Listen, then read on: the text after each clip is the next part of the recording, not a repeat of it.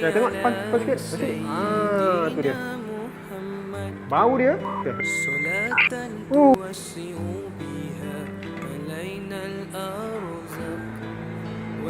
Besar ayam dia. Tengok kat ni tapau-tapau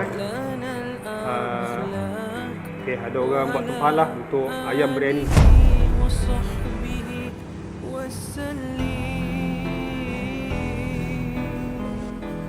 Wahai Allah rahmati dan kurniakanlah kesejahteraan atas Muhammad Rasulullah dan selawat yang dapat melapangkan rezeki kami dan menjadikan baiknya